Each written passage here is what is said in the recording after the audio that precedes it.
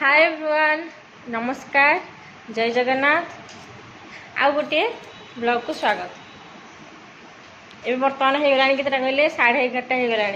आज रोषेबास कर भात खाली कर सफासफी करी जलखिया करदेचु माने छतुआ खाई देचु सेरिक खुआई भात हो तरकारी करी रिमोट भांगी दे देखुन कौन थोड़ी देख जा जाऊँ रोषेबास करी कम अच्छी हाँ जा कौन दौर बाइरा बाई आई आज बाई आई बाई आई हाथी बाई आई गाड़ी चलेबू के कौन ता मुंड को ढुकुचे कौन ता ठीक ना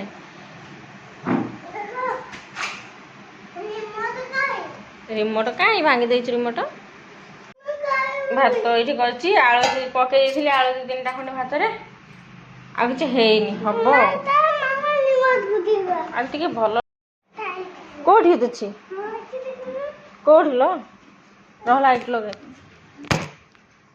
कौटी अच्छी रिमोट मत भिड़ी भिड़ी आनी कह मामा आस देख मो रिमोट कौटी अच्छी कौटी पकईचु तू रिमोट कौटी पकईचु कौटे देखी रे मन पड़नी मोर ये फुल थोड़ी ठाकुर पूजा है ठाकुर पूजा कर बेसी फुल फुटुनी से ठाकुर फुल मामा को भिडियो करूँ ना था फोन हैंग हो पनीपुरिया सब काढ़ी दे तरकारी करी आलू सेपटे अच्छे से दही टे खुआईदेवी झुड़ुंग जोड़े थी किए पकईदेवी दही टे खुआईदेवी काढ़ी दिया 5 मिनट आगुरी फ्रिज रू काढ़ी से खाइब थोड़ी काटे सी ये बसिकी कहे यहाँ कौन से कौन गोटे चल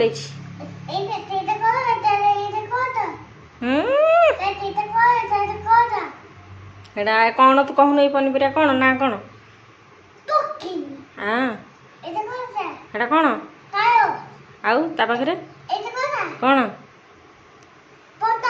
हाँ आ ता पाखरे कौन हाँ ता पाखरे हाँ हाँ कौन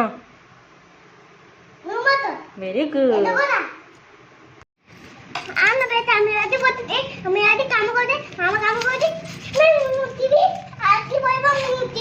नुचिबू राखी बोली नुचिबू कौन जाए फैन पाक जाए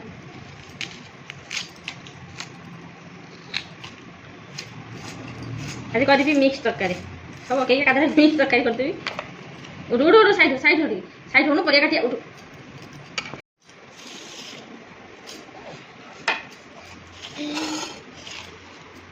खाली काटी कर मामा काय काटतो बेटी मामा सीधा काटी कर ना मामा हां मामा मामा मामा मो टीट काटते रे मो टीट काटे हां मो टीट काटे मो टीट काटे सीट एटा नाइ रे सब माने भलो नाइ सीट गुडा एटा टीट बोले की काय करू काय देखो नाइ रे सीट काटी देछन हो किए लोक माने काटी नै देछन कोजी पंकिन सीट खाइबे आ पंकिन सीट भाई प्रिय से कह पंकिन सीट काटी खाइबे मते काटी दे नै तो नाइ गोटे रोड अछि गोटे रोड कोन खाइ मामा मोबे पंकिन सीट काटे हाथ बाजिबो तो बाजिबो हाथटा बाजिबोनी आय मो पंकिन सीट काटे एटा मो पंकिन सीट काटे बागटा भलो पकड़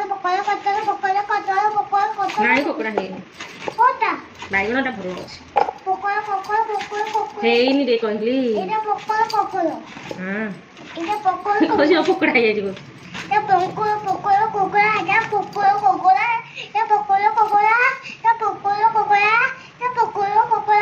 काटी सारी मैं देखला मोर देखला कैमरा पास फोटो कर एपड़ गा बत दे तुम करते से हल्लानी काटे कोता काटू तो भिडियोटा बंद करनो पुणी आउथरे कलानी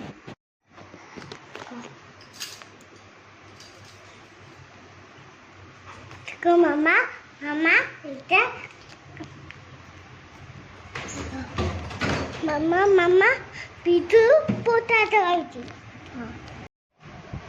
मामा नोटे गो मामा ନତେ ହୋଇଛି ଯାହା କଲରାଟା ଭାଜିଦେବି। ସବୁ ପନିପରିବା ଧୋଇ ଦେଇଛି। ଏଠି ଡାଲି ବି ତାକୁ ବତୁରେଇ ଦେଇଥିଲି 10 ମିନିଟ୍ ଆଗରୁ, ଧୋଇକି ଥୋଇଛି। ପିଆଜ ଟମାଟୋ ଏଠି କାଟୁଛି। ସାଧା କଲରା ଭାଜିବି।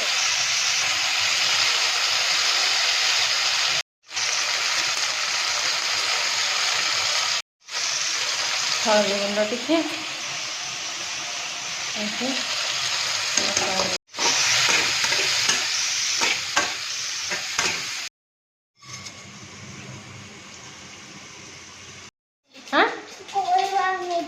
ଥାଉ ଏଇଟା ତୁ ଖାଇବୁନି, ଏଇଟା ଖାଲି ଖୋଲିକି ଖାଲି ନଷ୍ଟ କରିବୁ। ଥାଉ ପଛରେ ଖୋଲିଦେବୁ। ନାଇଁ ତୁ ଖାଇବୁନି, ରହ ମୁଁ ରୋଷେଇ କରୁଛି ପଛରେ। ରୋଷେଇ ରୋଷେଇ ରୋଷେଇ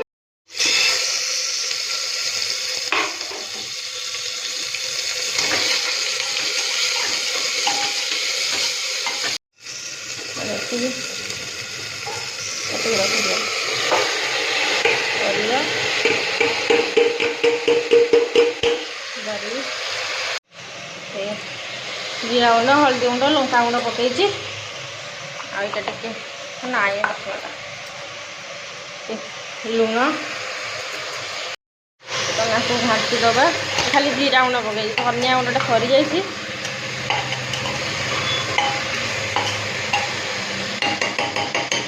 ଭେଜିଟେବୁଲ୍ର ଆଉ ଗୋଟେ ଦିନ ରେସିପି ଆଣିବି, ଯେଉଁଦିନ ସବୁ ଜିନିଷ ମୋ ପାଖରେ ଆଭେଲେବୁଲ୍ ଥିବ।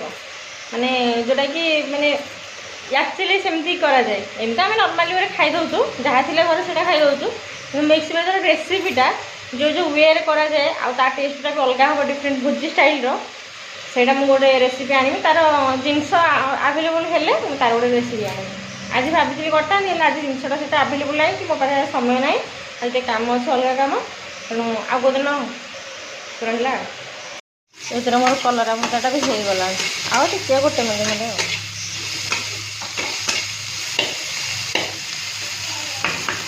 ଧରିକି ସବୁ ଖେଳୁଛି। ଟେଡି ଗୁଡ଼ା କ'ଣ ପାଇଁ ଆଣିଛୁ ସବୁ? ତାକୁ ଆଣିକି ଗାଡ଼ିରେ ବସଉଛି, କହୁଛି ସେ ଗାଡ଼ିରେ ବସିକି ବୁଲିଯିବ। ହଁ ପଡ଼ିଗଲା। ଆଉ ଥରେ ବସେଇ ଦେଉନୁ।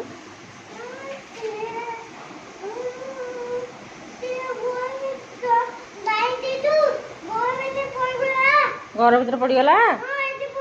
ଓହୋ, ତାର କ'ଣ ଖଣ୍ଡିଆ ହେଇଛି? ଗଣ୍ଡିଆ ହେଇଯାଇଛି। ଆଉ ଅଇଁଠି ମାନେ ମାରିଦେବୁ ଆଉ।